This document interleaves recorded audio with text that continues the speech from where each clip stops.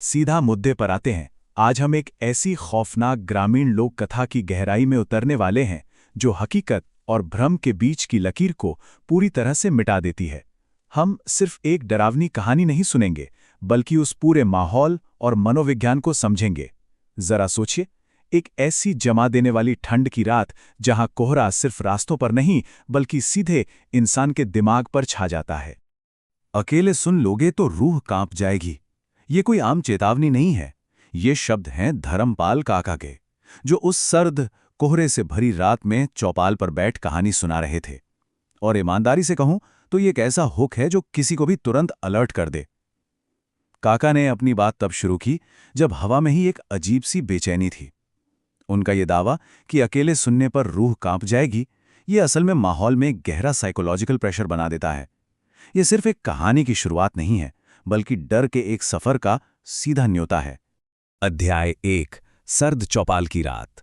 चलिए उस हड्डी कंपा देने वाली ठंड की कल्पना करते हैं। माघ महीने का भयंकर पाला।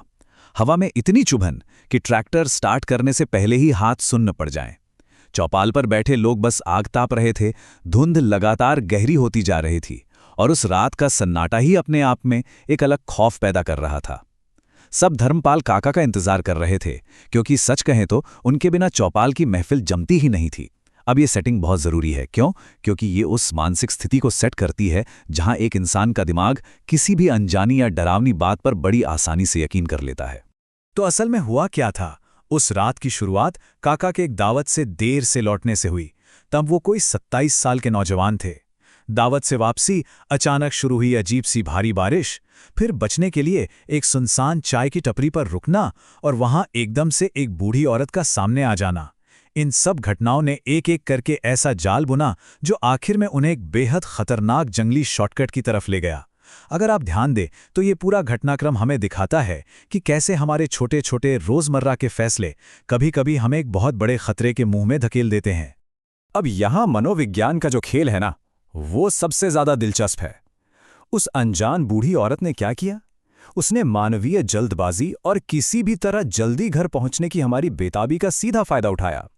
जब काका ने उससे कहा कि वो चौराहा पुल के रास्ते घर जा रहे हैं, तो उस रहस्यमयी आकृति ने बड़ी ही चालाकी से ये झूठ बोला कि भारी बारिश की वजह से वो पुल तो शायद डूब गया है।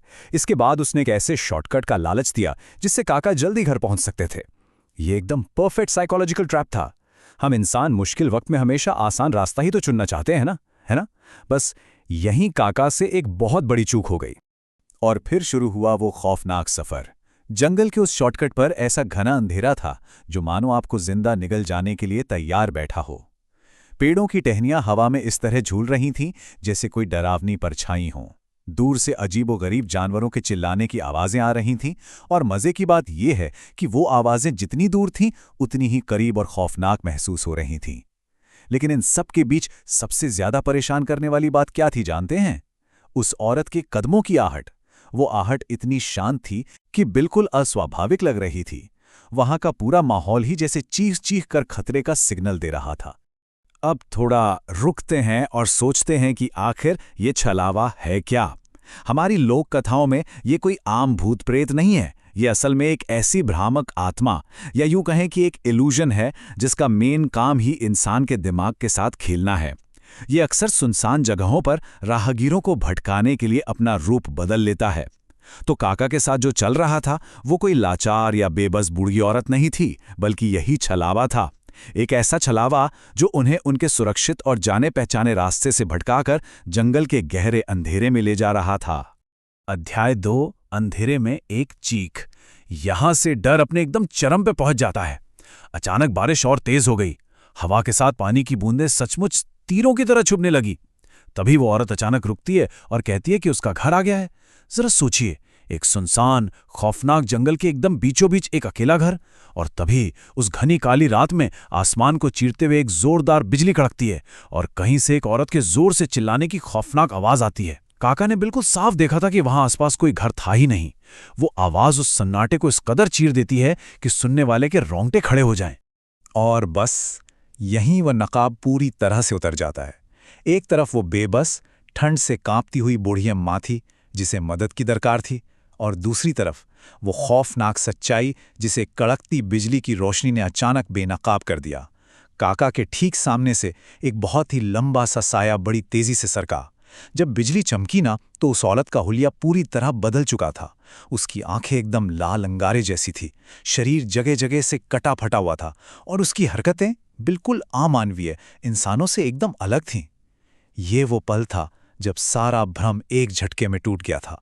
अध्याय 3 सुरक्षित भाग निकलना।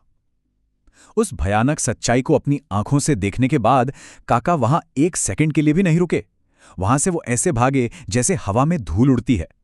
उन्होंने अपनी पूरी जान लगा दी। वो लगातार उस खौफनाक जंगल में दौड़ते रहे, तब तक भागते रहे जब तक कि उस भारी बारिश और कड़कती बिजली के बीच उन्हें दूर एक दूसरा गांव नजर नहीं आ गया। यकीन मानिए, वो दौड़ सिर्फ कोई फिजिकल दौड़ नहीं थी, वो सीधे मौत के जबड़े से एक छलावे के चंगुल से बच निकलने की एक बेतहाशा जद्दोजहद थी। जब गांव वालों ने काका की वो बदहवास हालत देखी और उनकी पूरी बात सुनी, तब जाकर उन्होंने उस जंगल का वो खौफनाक इतिहास बताया। बात सालों पुरानी थी। एक भारी तूफान के दौरान एक बहुत विशाल पेड़ उस रास्ते पर बनी एक बूढ़ी औरत की झोंपड़ी पर गिर गया था और उसमें दबकर उसकी बड़ी दर्दनाक मौत हो गई थी। कहते हैं कि उसी दिन से वो जंगल का रास्ता हमेशा हमेशा के लिए शापित हो गया। ये कहानी बिल्कुल साफ कर देती है कि कैसे एक सच्ची और दुखद घटना समय बीतने के साथ साथ एक बेहद खौफनाक ग्रामीण किंवदंती या लोक कथा का रूप ले लेती है। इस पूरी घटना का काका के दिमाग पर जो असर हुआ वो बहुत ही गहरा था। उस रात काका के लिए पलक झपकाना भी नामुमकिन था। वो चारपाई पर लेटे जरूर थे, लेकिन वो लाल आंखों वाला भयानक मंजर किसी फिल्म की तरह बार बार उनके दिमाग में घूम रहा था। अगले दिन जैसे ही सूरज निकला, वो तुरंत वहां से निकल पड़े। और पता है, उसी दिन उन्होंने अपनी जिंदगी की सबसे बड़ी कसम खाई कि अब चाहे जो हो जाए वो कभी भी कोई अनजान शॉर्टकट नहीं लेंगे। कुछ मिनट जल्दी घर पहुंचने की वो मासूम सी चाहत लगभग उनकी जिंदगी की सबसे बड़ी गलती बन चुकी थी। ये एक ऐसा आघात था जिसने उनके आगे की जिंदगी जीने के तरीके को हमेशा के लिए बदल कर रख दिया। तो इस पूरी कहानी से हमें क्या सीखने को मिलता है? इससे मिलने वाली सर्वाइवल टिप्स और चेतावनियां एकदम साफ हैं। पहला, अनजान शॉर्टकट लेने से हमेशा बचना चाहिए। दूसरा, सुनसान और वीरान जगहों पर इंसान को हमेशा हाई अलर्ट पे रहना चाहिए। और सबसे जरूरी बात, कभी भी बाहरी आवरण या दिखावे पर आंख मूंद कर भरोसा नहीं करना चाहिए। इस घटना को जानने के बाद ये बिल्कुल साफ हो जाता है कि ऐसी वीरान जगहों पर कौन असली है और कौन महज एक छलावा, ये भाप पाना हमारे लिए बहुत बहुत मुश्किल होता है। अब आखिर में एक सवाल, क्या किसी की मदद करने की हमारी वो जो एक स्वाभाविक इच्छा होती है, या फिर महज कुछ मिनट जल्दी घर पहुंचने की हमारी चाहत, क्या वो हमें इतनी आसानी से किसी खतरनाक भ्रम के जाल में फंसा सकती है? ये एक ऐसा विचार है जो इस लोककथा के खत्म होने के बाद भी आपके दिमाग में गूंजता रहेगा। शायद अगली बार जब भी किसी सुनसान रास्ते पर जाने का ख्याल आपके मन में आएगा, तो धर्मपाल काका की वो खौफनाक रात एक गंभीर चेतावनी बनकर आपके सामने जरूर खड़ी हो जाएगी।